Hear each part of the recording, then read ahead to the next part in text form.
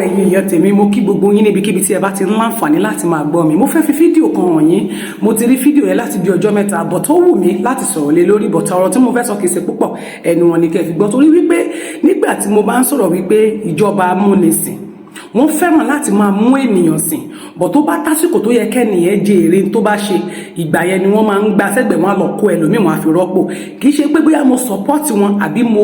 àbí tí wọ́n ṣe ó dára torí wípé ta bá rí ìwà ìbàjẹ́ tí a bá lè sọ kò dára lọ́dọ̀ tèmi mi ń ṣe ara wọn bọ̀ torí wípé ta bá rí nǹkan tí kò dára tó tí èèyàn ò bá nílè sọ ní nǹkan tèmi ń bá wọn jà fún torí nígbà tí ẹ bá níjọba ò dá tẹ̀sí tó yẹ pé ìjọba tí ò dá yẹn sì ń insist pé ìjọba yẹn dá torí pé ẹ̀yìn kan sì ń rí gbádùn bẹ́ẹ̀ sì ń gbádùn bẹ́ẹ̀ sì ń fẹ́ láńbẹ̀ ló jẹ́ kémi máa complain pé tá a bá rí tí ò dá ká mọ́ sọ pé tari lágbẹ́dá ti sọ ọmọ mi ọmọ ẹni ní kí àkísè di bẹ́ẹ̀ bẹ̀rẹ̀ and then oníkálùkù ló ní opinion rẹ̀ sí ẹ̀ta ìtù oníkálùkù ló ní ẹ̀ta ìtù sí opinion rẹ̀ lórí ohunkóhun tó bá fẹ́ ti torí pa we have freedom of speech you can do your own and can do my own we don't need to be attacking each other but tó bá dé pé lórí àwọn nǹkan tó bá yẹ ká sọ tó bá pa ń sọ èmi ò ní problem pẹ̀lú anybody but lórí tèmi kí wọ́n máa fẹ́ pé kí n support wọ́n ní tipátipá kò lè ṣe torí èmi náà ò ní sọ pé kí wọ́n wá support mi ní dandandandan gbà but tó bá ń fi tipátipá mú mi tó wọ́n attack mi ló máa dìjà tó máa dìbínú mo fẹ́ kẹ́ ẹ gbọ́ fídíò yìí àwọn tí wọ́n campaign fún Bọ́lá Ahmed Tinubu lórí social media tí ó yẹ pé lóòótọ́ ọ̀pọ̀lọpọ̀ ló sọ̀rọ̀ ọ̀pọ̀lọpọ̀ làwọn tó máa búlì torí wọ́n búlì wà wá náà búlì wọn gbàgbós ni and then wọ́n sọ kinní kan nínú ọ̀rọ̀ wọn pé wọ́n sponsor àwọn Yorùbá nation pé kán máa bú Tinubu nobody sponsor me to bully Tinubu or to assault Tinubu or to insult him I never insult him I never bully him èmi ń sọ òtítọ́ ọ̀rọ̀ ni torí wípé mo mọ head tiẹ̀ mo dẹ̀ mọ nǹkan tó ń ṣẹlẹ̀ torí pé mi kì í ṣe ọ̀dájú ènìyàn torí mo mọ tó ń ṣẹlẹ̀ lórílẹ̀‐èdè Nàìjíríà tá a bá dé kọ́ọ̀lù kan kúrò bẹ́ẹ̀ àti fẹ́ fi kọ́ọ̀lù mi sí anyways àwọn ọ̀rọ̀ tí woman yìí sọ ọ̀rọ̀ wà nínú ẹ̀ wípé wọ́n use àwọn wọ́n fẹ́ dump àwọn kíní kan ṣẹlẹ̀ nígbà kan tẹ́ báyẹn Lizzy Anjorin gbogbo ilẹ̀ mọ Lizzy yẹn tó wà tó Lizzy Anjorin ó sọ àwọn kókó ọ̀rọ̀ kan nígbà kan tí mo mú nínú àwọn ọ̀rọ̀ yẹn tó lè jẹ́ pé mo mọ̀ pé ọ̀rọ̀ ọlọ́gbọ́n àtọ̀rọ̀ olóye ni ó sọ kíní kan nínú ọ̀rọ̀ rẹ̀ níjọ́ yẹn wípé nígbà tí wọ́n bá dìbò tán pé ìgbà tí àwọn Sanwó-Olú máa kọ orúkọ jáde àwọn actress Yíbò ní orúkọ tí wọ́n kọ sínú kíní yẹn tí wọ́n mú lọ sàbújá ṣé wọ́n forúkọ Ìyá Rainbow sí àbí wọ́n forúkọ Madam Sajẹ tó pé lóòtítọ́ gbogbo àwọn àgbààgbà iná máa ń sá káàkiri nínú òrùngbà yẹn gbogbo àwọn actress actor yẹn náà máa ń tẹ̀lé wọn kiri but tó àwọn tó bá jẹ́ pé wọ́n bá ti lè bá sùn àwọn tán lè bá ṣe nínú wọn àwọn làwọn tán máa ń fún ní nǹkan torí pé lẹ́yìn ìgbà tí wọ́n jìyà fún wọn tán wọn tó fẹ́ kán tó fìdí gba nǹkan lọ́wọ́ wọn ni tó bá pẹ́ wa náà ronú wípé àwọn èèyàn tiwa tá a bá ràn wọ́n lọ́wọ́ tá à ń fún wọn ní contract tán ṣe àwọn náà tún máa help àwọn èèyàn ṣùgbọ́n èmi ò dá sọ́rọ̀ yín ò ṣùgbọ́n mo kàn fẹ́ kẹ́ ẹ gbọ́ lóòótọ́ ọ̀rọ̀ ọlọ́gbọ́n wà bẹ́ẹ̀ pé wọ́n máa ń use wọ́n máa ń dump àwọn èèyàn use and dump ni wọ́n lè ní filé mi ò lè jẹ́ kéèyàn use mi kó dump mi pé òmìnira Yorùbá ó máa wáyé bó pẹ́ bóyá wọ́n yẹn wàá wò nísìn torí kò sí béèyàn ṣe lè use èèyàn tó use and dump ni wọ́n ti ṣe sẹ́yìn sí bí Lizzy Anjorin ló sọ̀rọ̀ yìí at least actress náà ni everybody yín ló mọ̀ ó dẹ̀ wà lára wọn òun náà dẹ̀ ń talé everybody ló mọ̀ nǹkan tó ń ṣe nínú Èkó so kì í ṣe pé bóyá kò mọ̀ nǹkan tó ń sọ ọ̀rọ̀ ni òun náà tún ládé Buhari tún ti ń sọ ìwọ́n tún ti fẹ́ use àwọn eléyàn tún ti fẹ́ dump wọn anyway èmi ò support wà tí wọ́n wò tó ń kálukú ló ní ẹ̀ta ẹ̀tú sí nǹkan tó bá fẹ́ ohun tó wù wọ́n láti ṣe ni ṣùgbọ́n kẹ́ máa lo èèyàn kó wá tásìkò tó yẹ káwọn èèyàn yẹn jèrè kẹ́ dump wọn ẹ wo àwọn ọmọ tẹ́ fi ṣe campaign lẹ́ni ní Nàìjíríà gbogbo youth tẹ́ ń lò nígbà náà tẹ́ ń fi wọ́n ṣe campaign káàkiri nígbà tó bá tásìkò tó yẹ kẹ́ ẹ wọlé tán kẹ́ ẹ pèsè iṣẹ́ fún àwọn youth yẹn ẹ ní fún wọn níṣẹ́ ẹ ní kódà èmi tó bá tẹ̀ sí géètì yín gẹ́ máa lé wọn dànù ni ẹ ní lè rí tiwọn rò láti sọ fún yín pé kí ìjọba máa ṣe ìtótọ́ kì í ṣe pé lẹ́ẹ̀rin ọdún mẹ́rin lẹ máa padà wálé máa fún wọn ní 5,000 10,000 naira àwọn tó jọ̀gá wọn lókè àwọn tó jó lórí lókè àwọn tó jẹnu abẹnugan lókè lẹ̀ fún lówó ńláńlá àwọn ọmọ tẹ́ ń lò yẹn fún wọn lówó bá mi wo fí wá kó máa náwó a máa ṣe wàhálà a máa ṣe everything pé kí party kó máa lọ síwájú ẹ̀yin kan psychophants ẹ̀yin lè máa gba appointment ẹ̀yin lè ní ṣe dáadáa sára àdúgbò ẹ̀yin lè ní dá ẹ̀yin lè dánlé ẹ̀yin lè tún dáńtà ẹ̀yin lè wá máa dé lè máa sọ pé fẹ́ máa gba post àwọn ta ni lọ́wọ́ àwọn ta ni ẹ lọ kọ́lẹ̀ ẹ̀yin èèyàn sí ọmọ tó máa bẹ̀rẹ̀ sí ṣe appointment anybody tẹ́ bá rí pé kò worth appointment don't bring it to this social media if you bring it to celebrate it on social media wọ́n máa yọ ẹ́ confam ní apá àti wèrè tó o bá ti ṣiṣẹ́ APC tó bá gba appointment APC àwa máa yọ ẹ́ a máa yọ ẹ́ my name is Obanle Elizabeth tó o bá ti ṣiṣẹ́ APC o lè gba appointment APC wọn no kí lẹ ẹ rò pé la fẹ́ bá yín ṣe this time àwọn tá campaign fún ìkọlá máa fèsì yín tẹ́ ẹ̀ bá ti ṣe normal thing fún wa why is it normal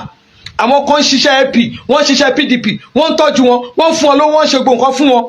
àwa táwa ṣiṣẹ́ APC àwa la máa jẹ́ number 1 ọ̀tá àwa là ní rí nǹkan tó dàgbà àwọn olórí burúkú tí wọn ò lè gbé ẹbí wọn síta tí wọn ò lè gbé àwọn ẹbí wọn síta àwọn kan wà tó jẹ́ pé nígbà tí ọbẹ̀ ti jiná ẹ̀ wọ́n bá máa mú credentials àwọn ọmọ wọn kiri wọ́n máa mú credentials àwọn àbúrò àwọn family wọn àwọn náà máa kó sí post àwọn yẹn náà yẹ nípò àwọn yẹn náà gbẹ̀yìnbó àwọn yẹn ní ẹ máa gbọ́ credentials ẹ̀ rich gan àwọn yẹn ní credentials wọn rich tó jẹ́ pé most of you gan tẹ́ fi débẹ̀ yẹn gan a páàkì primary 6 fún yín ni primary 6 ẹlòmíì gan school start wọ́n páàkì ẹ̀ fún ni tí ò ka school start ìgbẹ́lẹ̀ àwọn máa yọ ọbọ̀ lé wa lọ́wọ́ ẹ a máa sọ bí pẹ́yìn nìkan lé wa this time around a máa sọ òkò lu pure water lu everybody kò sí ojú everybody ti là ń sìn bèbí ti ṣẹ́jú this time bèbí ti ṣẹ́jú APC kẹ́ni kí n lọ gbèrè mi lábgà ni ṣé labour ni mo ti fẹ́ lọ gbèrè ẹ̀yin èèyàn mi ẹ máa ṣọ́ wọn appointment máa tó bẹ̀rẹ̀ tẹ́ bá ti rí àwọn wèrè kan tẹ́ ẹ̀ respect àwọn tẹ́ ẹ̀ mójú wọn tó bá fi lè fún ọ lápọ̀ìmẹ́ǹt tó bá ti ń lì sorúkọ wọn ẹ máa gbé wá àwọn máa pariwo wọn síta even any leader a máa pariwo ẹ̀ síta any governor a máa pariwo ẹ̀ any bóyá senator house of a máa pariwo wọn ànígbà you don't bring that one here ẹ fún àwa ní nǹkan tó bá tọ́ sí wa àwọn ọmọ tó bá ṣiṣẹ́ fún ọ níṣẹ́ wọn àwọn kan wọ́n risk life fún wọn wọ́n máa tẹ̀lé olóṣèlú kiri nígbà táwọn kan wọ́n máa kárí mọ́lẹ̀ wọn ò ní ṣe kankan wọ́n máa wo àwọn tó tẹ̀lé olóṣèlú yẹn bí olórí burúkú wọ́n máa tún ṣépè wọ́n máa ṣépè pé ẹ̀rí wọn àwọn olòṣì àwọn pẹ̀lú torí dẹ̀ríkà kan torí kinní kan ṣé dẹ̀ríkà kan làwa kan fi jẹun nulẹ̀ wa ṣé dẹ̀ríkà kan la fi jẹun nulẹ̀ wa wọ́n máa rọ́bìṣì wa tó bá rí àwọn youth tí wọ́n tẹ̀lé wọn báyìí èpè burúkú náà máa fi wọ́n ṣẹ́ bọ̀ tó bá ti wá di ìgbà gbèrègbèrè ìgbà ilẹ̀ máa ní pé àwọn kan ọmọ Kwara arọ́pò Ògùn ọmọ Benue á lọ rọ́pò wọn ní kínní ọmọ Ògùn á lọ rọ́pò wọn lẹ́kọ̀ọ́ nonsense enough of that nonsense bẹ́ẹ̀ bá rí ọwọ́ bó bá jẹ́ chairman local government kan lẹ́rọ́wọ́ ẹ pé ẹ dárúkọ mi èmi máa face anybody máa face yín enough of all this rubbish ká ṣiṣẹ́ ká má rere is becoming unbecoming. àwọn tí ò bá tó ti ẹ̀ dá sí campaign rárá you will just see them àwọn lẹ́ máa lọ gbé appointment lé lọ́wọ́ lẹ́ máa ní àwọn yẹn máa tó ṣe lọ́dọ̀ godbrother máa lọ́dọ̀ godfather wọ́n máa fọ ẹ máa tó ṣiṣẹ́ ẹ máa gbé wọn sẹ́gbẹ̀ẹ́ àwọn tí ò ṣiṣẹ́ àwọn náà máa ń jèrè bí èèyàn ṣerú ẹ̀ fún mi báyìí wà láì bó bí gbọmọ kò ní kù kan àwọn òṣèré this time around this time we are here to work iṣẹ́ la fẹ́ ṣe a support Tinubu a dẹ̀ gbọ́dọ̀ jèrè Tinubu a gbọ́dọ̀ dúró ti Tinubu ni. gbogbo ẹ̀yin ọmọ CPC àbí kí lórúkọ CPN àbí kí lórúkọ ẹgbẹ́ yín CPN tá kan tán jọ ìwà papọ̀ ń gbà yẹn tẹ̀tẹ̀lé bàbá lọ sí presidency bàbá Buhari tẹ̀tẹ̀lé wọn lọ sí presidency gbogbo àwọn tẹ́ lọ ń gbà yẹn ẹ̀yin ọmọ CPC àbí kí lórúkọ ẹgbẹ́ yín yẹn ẹ ti jẹun ọdún mẹ́jọ lẹ fi jẹ tiyín èyí tó bá nílò kí n bẹ̀ wọ́n máa fún un ní nǹkan díẹ̀ wọ́n máa fi tán lẹ́nu tó ró ni lè sọ bẹ̀ yẹn dílé yín àwọn set of people kan tún ti ń bọ̀ another set tó máa wà ní àsọ̀rọ̀ kẹ́ táwọn máa lọ táwọn máa bọ̀ wọ́n set mi tún ti dé ẹ máa sún ni dáhà sọ̀rọ̀ káwọn kan náà sún wọ́n bọ̀ta fún yín ni ọdún mẹ́jọ lẹ̀dẹ̀ lò you don't bring that issue dọ́rọ̀ bitch don't bring it here. lórí Aṣíwájú mo dáṣọ sí ìyá mi lọ́rùn dáṣọ sí àwọn àbúrò mi lọ́rùn ìyí tó wà lamẹ́ríkà òun náà tún gbẹgbẹ gbogbo alẹ́ gbẹgbẹ gbogbo ẹbí mi ọkọ mi gan a máa jó lórí social media wọ́n gbà lóní dánidàní wọ́n búwa wọ́n fẹ́ fa aláṣọ ya àwa yẹn àwa gbọ́ wọn pákéjì ni àbẹ́ gbọ́ pé owó ẹnìkan ló ń fẹ́ nìkan lówó ni owó wa là náà àwa kan náwó wa fún ẹgbẹ́ àdẹ̀ṣe dáadáa fún ẹgbẹ́ tó bá ti tó táìmù àti gbèrè tẹ́ bá gbé nọ́ńsẹ̀nsì wa gbogbo wa lọ́lọ́pàá máa kó sójà gan máa kó wa air force gan máa dá sí i ṣe rò pé mi ò mọ̀wé ìlú òyìnbó gbà ló yẹ káà náà jókòó sílé ìbò ká la fẹ́ gbàwé náà ṣé mi ò rọ opportunity àti gbàwé ńlò àbí lọ jókòó sọ̀hún ni tó bá ti wáyé àwọn set of idiot kan lẹ́wọ̀n máa rotate nínú kíní èèyàn mẹ́jọ ẹnìkan ṣoṣo á wà nínú kọmitì mẹ́jọ nígbà tí èèyàn kan kò ní a máa pa ni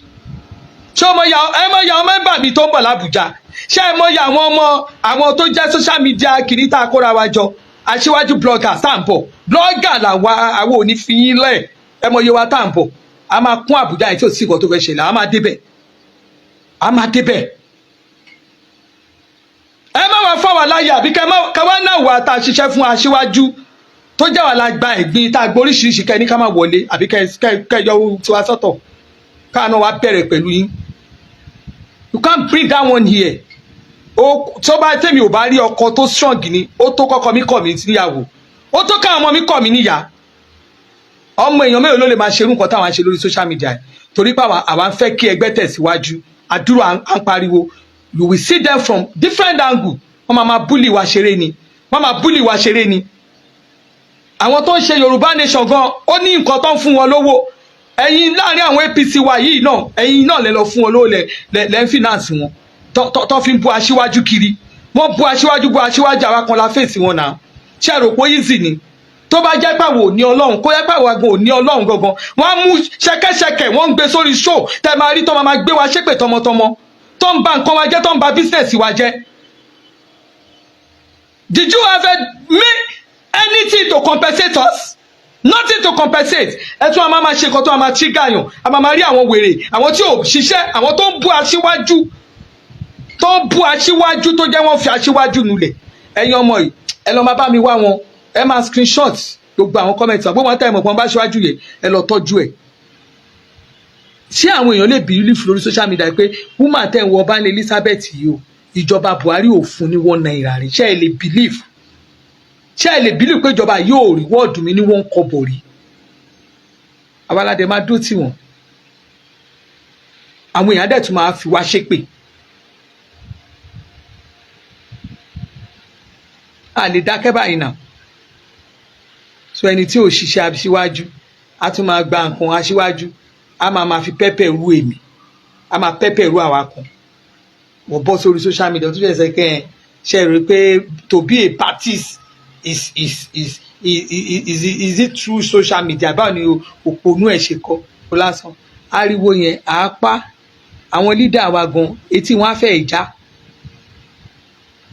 àwa aláriwo tá a pọ̀ ó mọ̀ tí èèyàn bíi kékeré gẹ̀ǹbù kéré ká má lè yàn 100 ká níbi 50 kọ́kàn kọrúkọ nísìnyí kán kọrúkọ kan ní Akínọlá